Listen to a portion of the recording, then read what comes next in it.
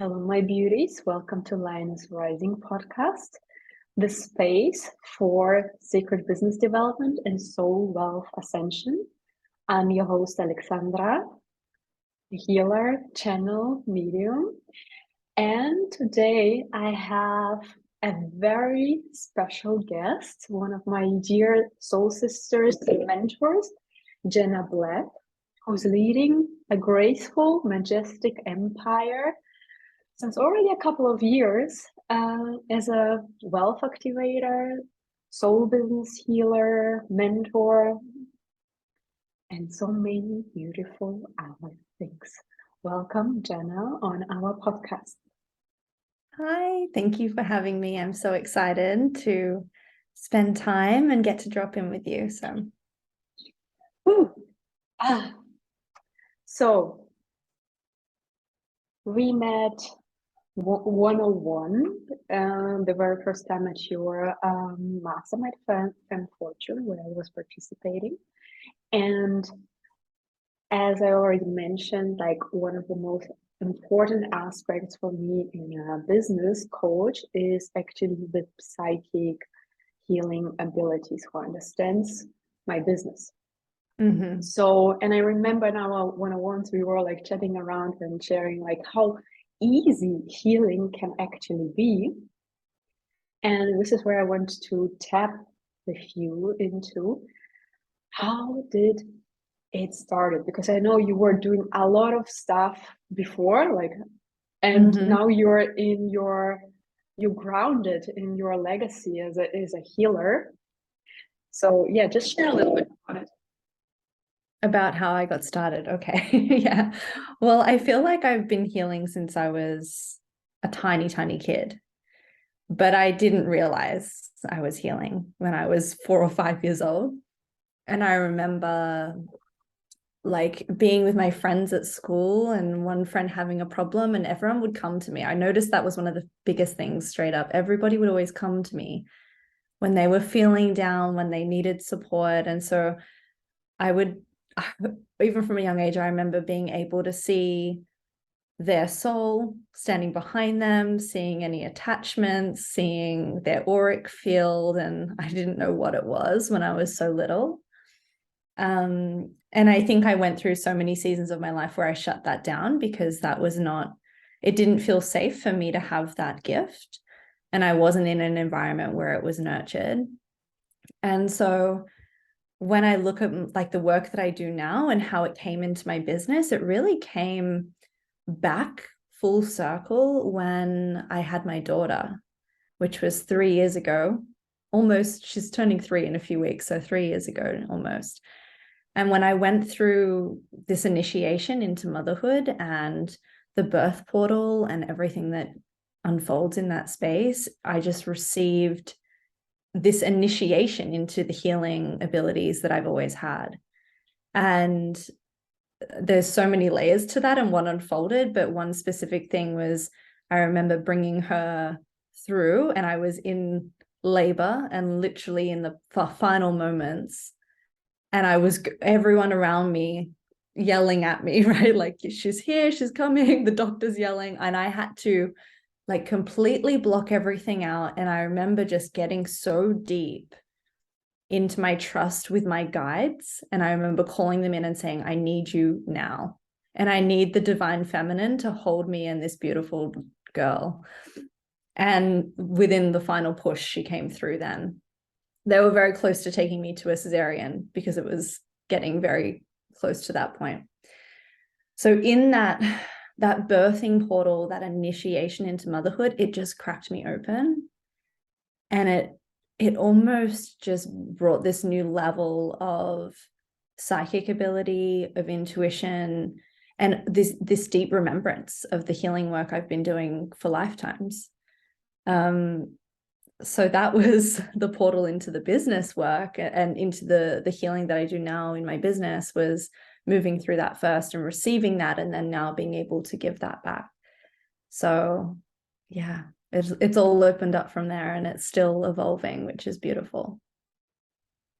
Oh yes, like what with the pregnancy part, the initiation to the motherhood, it's like we always have to be aware of it. It's not just a baby being born, but it's also a mother being born. Yes. And this has to be such a grounding, profound experience when you are really like in this process of creation, because this is what we basically go through once we become pregnant with a baby or an idea. So thank you for sharing this beautiful experience. What are other tools what you're using for your healing, or how are you actually like evolving? So do you work with your spirit guides and you channel your own healings, or how does it work for you? Yeah. So that was what opened in that journey into motherhood, was I started to really feel my guides to a whole other level. So again, I think I'd really shut them out when I was younger because I wasn't in a space where I was ready to receive that. And so they came through very persistently, very persistently. And it was interesting because before I got pregnant too, I kept hearing this. I'd be out walking and I'd hear the golden ones. We are the golden ones. And I was like, okay, we are the golden ones. Who is this? What is happening? And for years, I kept receiving that every, few months. I would hear that, or I would see that written somewhere. And so I knew that there was something coming in, communicating with me. And that was when I really spent sacred time to get to know the guides that were here at this new part of my life as I moved into being a mother. And I really feel that it was like this initiation that I'd crossed opened up this connection with them to a whole other degree. So I started to work in allyship, which is really the way when I'm in my healings, that's how I do every healing, is through allyship with my guides and through this council that they call themselves the golden ones. And they show me as well right now, there's 2 more coming through in the next year that I will be meeting. So there are 6 right now, and I work with each one of them depending on, it depends on the client. It depends on what is coming up for the client, of course, and each guide works in their own unique gifts. So I see myself really as a conduit and as a bridge and as a connector. And yeah, in terms of the way that I go into a healing as well, I do everything distantly. And the reason is because I've been shown that the work that we're doing, because of the intricacies, it is so much more powerful to set the intention on a distance level to connect with my client so that I can go into all the intricate detail that can happen, although it is very easy. And I want to circle back to that. But ultimately, it creates that safe, sacred space for the client to simply be and receive. And for them to remember that they are the ones that are healing and that we are providing that energy flow to them. And I think that's really powerful too. So yeah, I work in allyship, and we always go in, and it's different per client, and there's different layers and modalities that I work with. But I had to spend a lot of sacred time defining what that was for me. And I studied Reiki, I studied hypnotherapy, I've studied energy healing in all different ways, but I knew that it wasn't any of that. I knew that it was something that was pure and unique to the way that me and the golden ones work together. And so, in terms of accessing the healing, it's always from an observation perspective and from an observer state first, and really looking at what is present for the client. And then we look at all different layers in the subtle bodies, and what they show me, thought forms, psychic attack recordings, past lives, and then we might go into the hall of records and do clearings. It's very different per session, and that's what's been really interesting, is like letting it be so unique.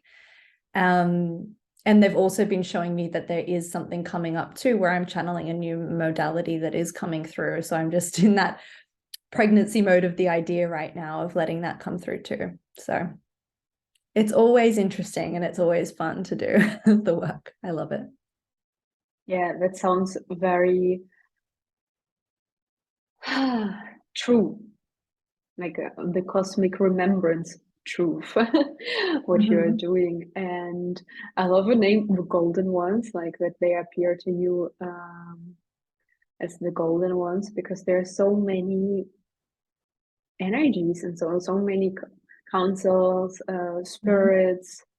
I'm gonna just call them spirits, or like these multidimensional beings, who are at a higher vibrational state than us. This is why we maybe cannot perceive them with our physical senses. So at some point we developed, like, or we unfolded our psychic gifts to be able to hear, feel, smell, know about them. So, Yes. and how do you perceive it? Do you see it in front of your third eye, or you see it like really visually, or how is it for you when you're connecting with them, or with also with your clients? That's very interesting. Yeah, so it's definitely through the third eye for me. And then with my guides, they each come through, they always join in a full circle around me. They each have a position, and I feel their energy very uniquely depending on who's coming through. I do receive a lot somatically. So it's very interesting. I know when a healing is working when I get very nauseous. And I often feel somatically what the client is releasing. So especially if we're looking at shame, guilt, anger, these kind of more dense emotions, I will receive that right in here. So I'm always like, okay, I feel sick. That's a good thing, right? Because I can feel the client releasing, even though it's not very pleasant for me, but it goes in an instant. But yes, in terms of tapping into the healing and the actual experience, it's definitely third eye is the main portal that we go through. And then I do a lot of work in the higher heart. So when I tap into a client, I'll straight away be shown their higher heart, their soul, their higher self. Any of their guides usually come through, and any attachments that want to be cleared or released. So it's all clairvoyantly, and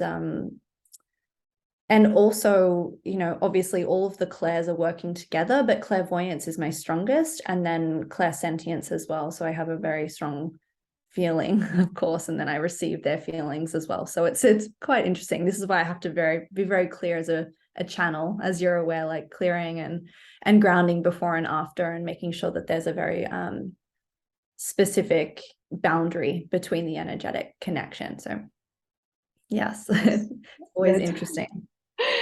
Yeah, and I totally resonate with what you said, like what you are feeling it, because I also feel my clients when they're mostly, I feel when they're like very sad, or usually it's the soul which is really sad. So I feel this, and I feel the pain, and I feel the sadness, and usually like comes out like, "Ooh, I feel like crying. What's happening?" Yeah. Mm-hmm. And what I also feel intense is their body pain. Like, for example, Mm-hmm. if there's something with the wound, I will get pain in my wound. So this is something what's very intense for me. And also when I was tattooing, I felt the pain of my client. So that was a little bit too much sometimes. Yeah. Yeah. So yeah, I always say that being empathic, sensitive is a skill, is a gift that needs a lot of discipline.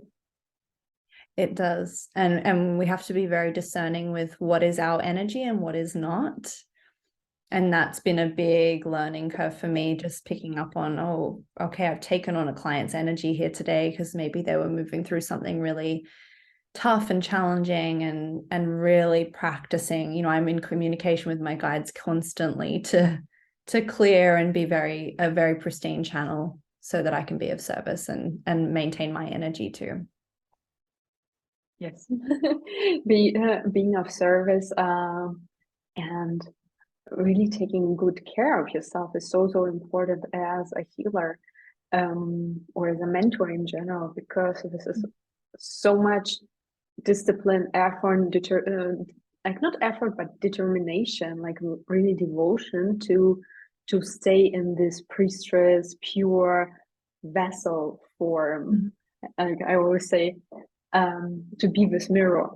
Like you constantly need to clean your own mirror in order to be in the divine service, like really like free from attachments, and also like on our own projections and the ego. Like, because sometimes unconsciously or consciously we are maybe in judgment, or we project our own topics, but as soon as we enter this healing space, there's no space for it.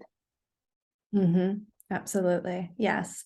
Turning down the ego has been a huge aspect of my work, and one that I guide my clients through too, like in all levels, is just like moving from a higher state of love and soul and unconditional energy, unconditional love, and really moving from this space of, especially when we go into healing sessions, not being attached to what happens for the client, not being attached to the result for the client, right? Because I think sometimes when the ego comes in, it's like, I want to do a good job, or I hope that they receive what they came here to receive, but they will always receive what they need to. And that was a very big lesson for me, was unattaching from that and seeing them in their power and knowing that it's always in sacred timing. Yeah, this also teaches me a lot, especially when I'm with my clients. It's like, okay, to detach from their own success. So because sometimes as coaches we are like getting maybe a little bit motherly, or like, oh, does my client do good? But it's no longer our process, because the client is accountable, or like our friends, our clients are accountable for to do their own steps and to enter in their own evolution. So this is maybe a space where we can also detach and go back into our energy, because for this process, we allow it to be, and to give them also the power to go through their own process. Absolutely. Yes. We're not responsible for them. And to move in that sacred timing, it requires a new level, doesn't it? A new level of trust and surrender and unattachment. So very powerful. Awareness and consciousness. Yes. Like as a healer, to have this, like, I don't need to save everyone.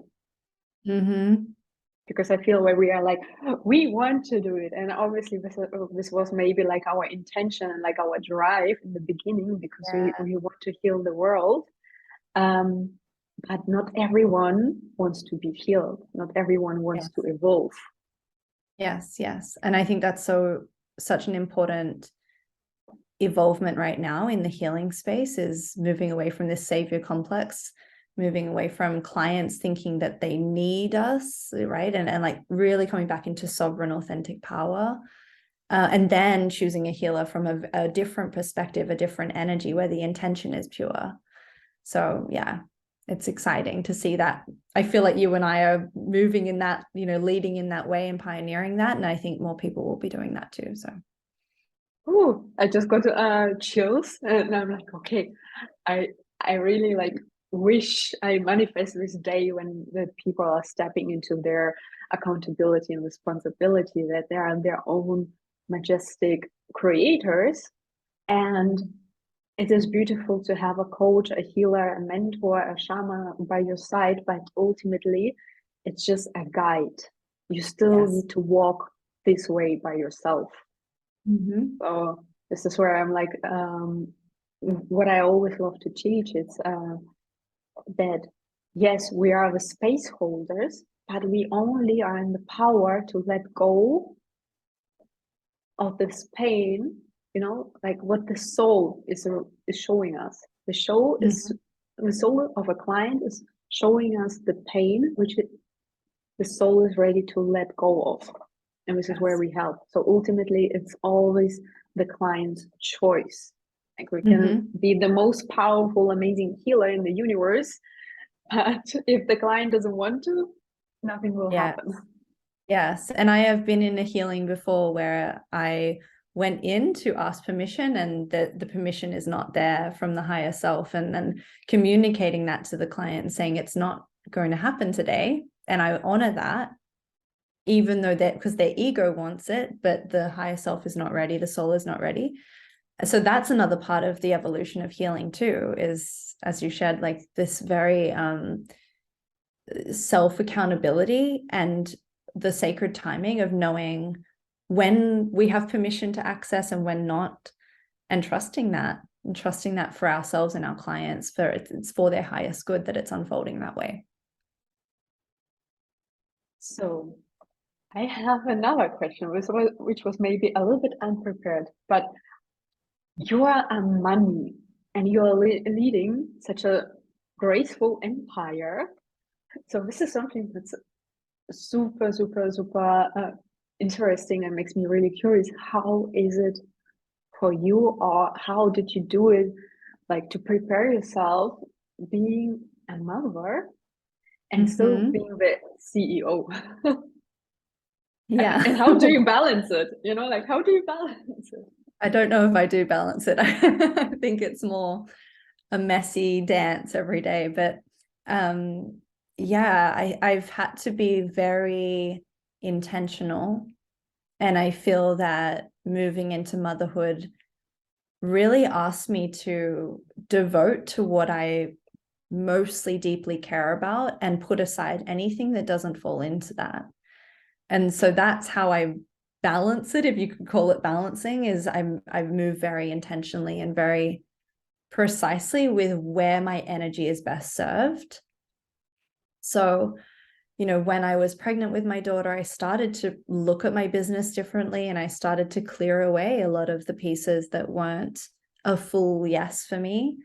And then I also started to move in a simple, refined way and deepen into the soul work that I'm here to really step into, and stand more grounded in that, rather than creating so many things, just doing less, but more intentionally.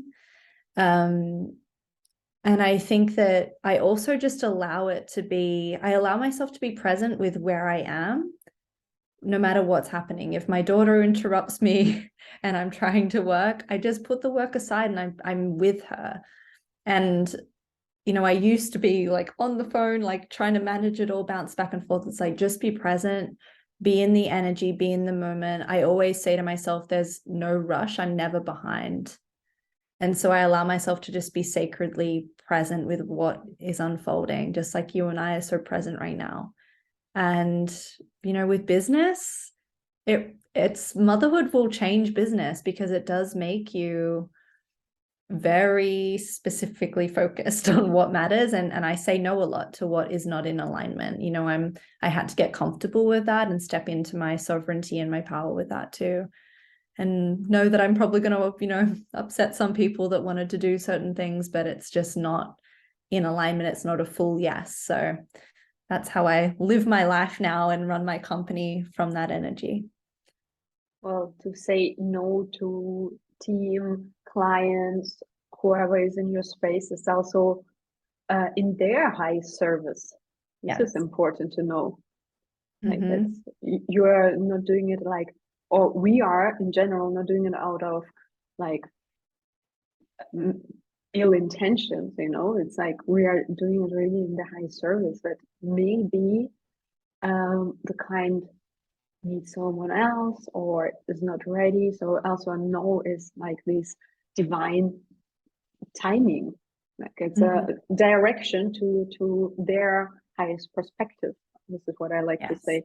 Also for my clients, when then they go through their process of, oh, no one signed up, or this client decided not to work with me any longer, so it's also like, okay, it's not a rejection, it's a redirection to your highest perspective. So one door is closing and 3, 5, 10 new doors are opening for you. So see it this way. Yes, 100%.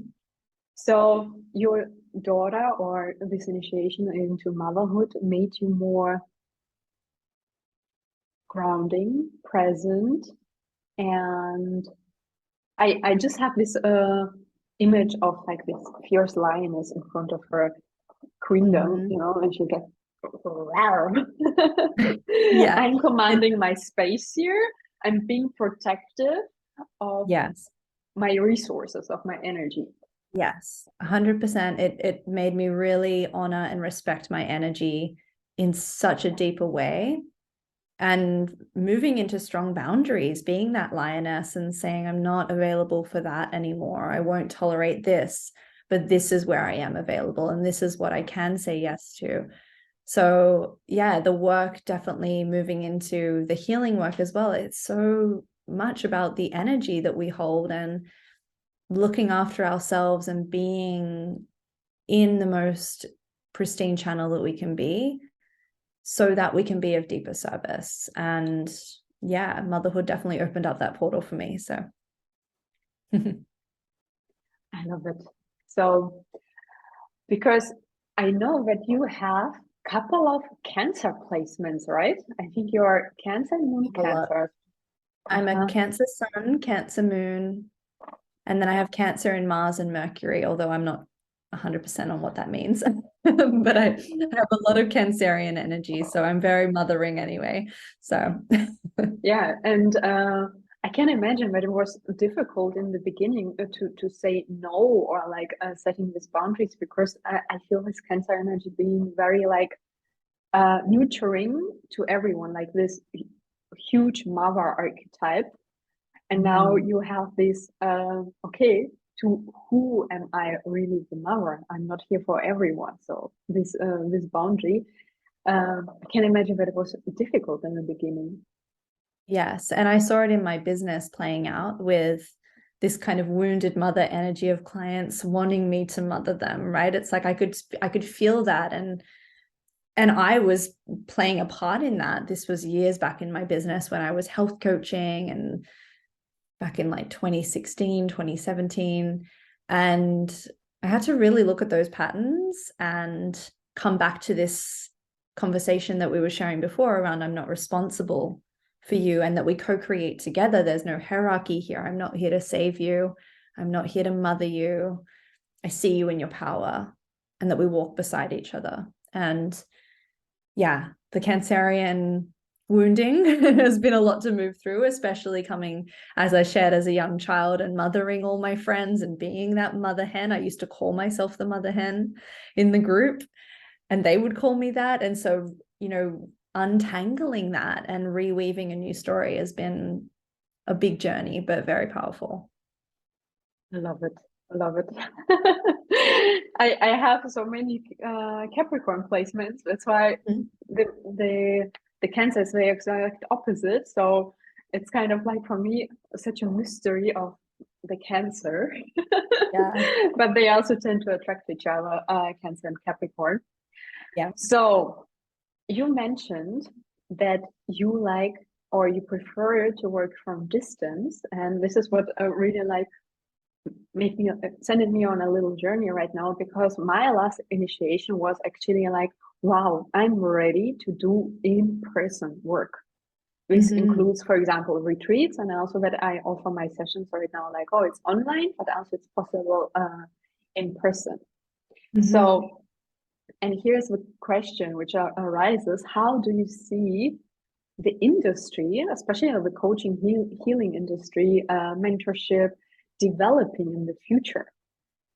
Yeah, it's such a big question, because I feel like it's going to be interesting to see where it goes. But I do feel that there'll be more people coming into their own modalities. It feels like this curating your own signature method, like learning from powerful mentors, moving through different trainings and activations, but then applying it to our own modality, our own signature way of healing.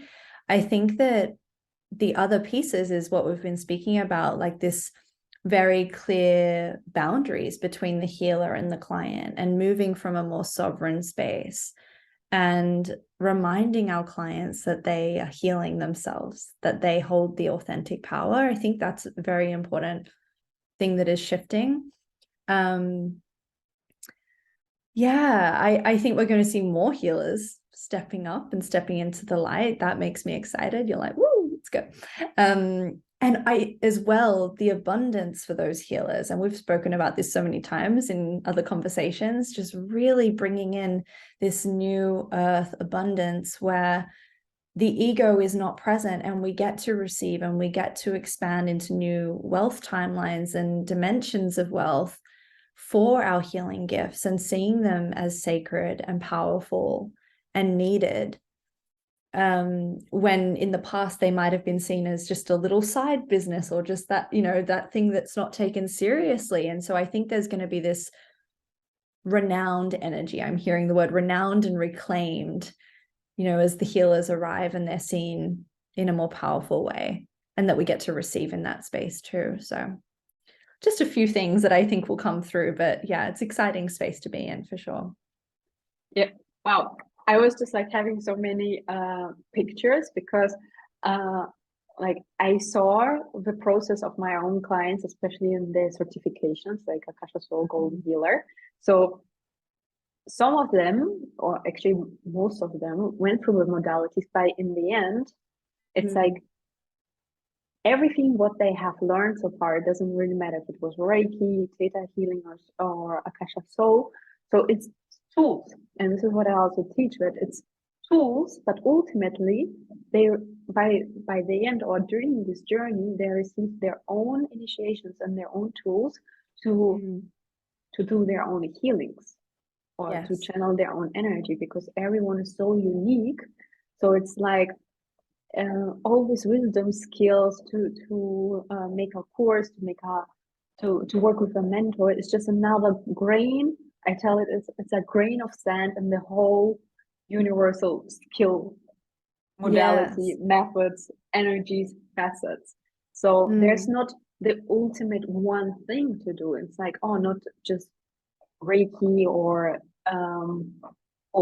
Akasha Soul, but there's like so much open for us, and everyone can receive their own skills and open up for this. So, and then I have another question. Do you feel yourself at some point teaching or channel or like, basically teaching your modality, how you do your healings? So that actually came through to me about 6 months ago, and I was shown that I'll be doing a certification.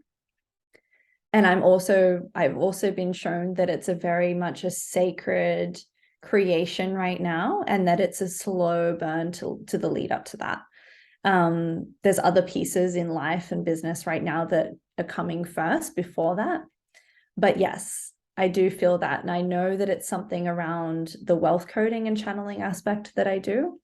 So that feels exciting. So I'm receiving that now. I'm in that stage of the sacred space with my guides and the co-creation of bringing that idea deeper to life, and everyday little pieces are dropping in. But I love what you shared about your clients, also creating their own signature ways that we all get to channel our own modalities, our own signature sequences that we move through, so it's exciting. One of the limitations that I was allowed to clear for some of my clients is, I don't know, maybe it's a one-line thing, like in human design, this one-line investigation. But I remember that one lady was telling me like, oh, it's always so weird for her that I, as the teacher of the modality, asks for healings from someone out of my students, and like it didn't make sense to her, because I was the one who teach them this, and I was like, no, but everyone is so unique, so it's always like some new input for my system, like because I feel sometimes that our system gets used to some modalities, let's say like this. So to have this one specific topic removed, we sometimes just need a new impulse, because it's something new. It's like a out of comfort zone, And another thing that is that really like anchored in this wisdom since the very beginning is, I don't know if it's saying it's from China or like Asian saying that good is the master whose student becomes better. So this is the Mhm. translation of this, like, and to me, it was just like, okay, if my students, let's say, like, if my students of the institute at some point will be better than me, it's like, whoa, I succeeded as a teacher, as a mentor. Then they Yes. become independent from me, because ultimately this is my vision, or the whole intention behind what I do. And yeah, but my question to you, do you see yourself really working in person at some point with your clients or retreats, or you don't Mhm. fancy it? I do see retreats. I actually had the name of a retreat come through the other day. So I was like, okay. But yeah, it's again for me, it's like I always receive something so early. So I know that it might take a year, 2 years. I know that it's like I received so early, like I did with the golden ones. They came through almost like 4 years before I started working with them. So it's very interesting for me because I'm such a believer in the sacred timing and the surrender of that. But I definitely see the in-person experience somewhere. I'm feeling like it's going to be in Australia too because of the sacred land here. Yeah, so there's things coming. There's things on the horizon that I'm very excited about. And I also know that it would be such an effortless retreat to hold. I can feel the women who would already be present. So that makes me Ooh, excited. that's beautiful. I totally understand these transmissions that you receive calling, and then it takes some time, because, for example, the retreat thing for me already happened, like, I don't know, 6 years ago.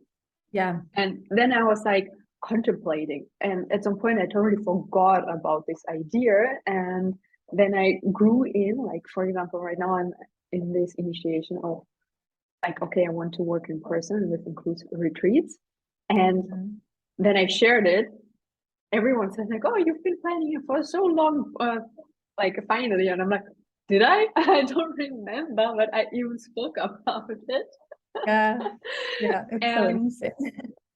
the other thing what appeared, but when I shared it, first I got like a little anxiety, and I was like, oh my God, what's happening here? So it was like my out of comfort zone thing. So Yeah. actually to be together in was one space, and to, because this will be so intimate, like to hold a retreat, to work in person is way more intimate, because it's more time intensive. Like, you cannot Yeah. really escape. You're Yeah. there at one space with, I don't know, maybe 10 women, holding the space for them, but also holding the space for yourself. This is like an incredible boundary mastery as well. Yes. Yes. And I feel we're craving more connection. We're craving more intimacy. We're craving more vulnerability, especially when it comes to the healing space. So I think that's beautiful to hold retreat spaces where it's sacred and really created in that beautiful energy. So exciting. We are the healers of a new world, of a new universe which we are shaping. And I'm so grateful to see beautiful women like you stepping in their power, and leading in such a graceful way, like with such a precision, with integrity, with focus, with sensibility, on, like, with sensitive energy and compassion. Compassion is a very strong word coming through right now. Yeah. Yes. Yes. The integrity and compassion is huge. It's moving ourselves out of the picture and coming back into the devotion and service that we're here to bring, and the light that we're here to bring. So Oh, exciting my love. times. Do you have anything else to share with our lionesses? Oh, to remember that their authentic power is within them at all times, and to trust their energy, trust the healers they work with or don't work with, really trust the energy that they feel, and to know that they hold that authentic power, that it's not external, and that you can heal yourself too, and that you get to work with these beautiful healers as guides, as we were sharing, but ultimately we hold that power within us. So that's what I would love for them all to know, and to roar like a lioness, go out there and create incredible dreams and soul legacies, all the things. I love it. Okay, and how can we work with you? So many different ways, but mostly right now in to access the healing work that I do, I reserve that for masterminds and private. So I do work as you mentioned, as a business channel, mentor, wealth activator. So I have incredible programs that clients can get started in, group experiences, and then there's an elevation into the masterminds, which are more intimate and capped at a certain number of women. And then private is where we go all in. So they're all the different options right now. There's always something new. Okay, beautiful. I'm gonna put the links later in the description so everyone can connect with you.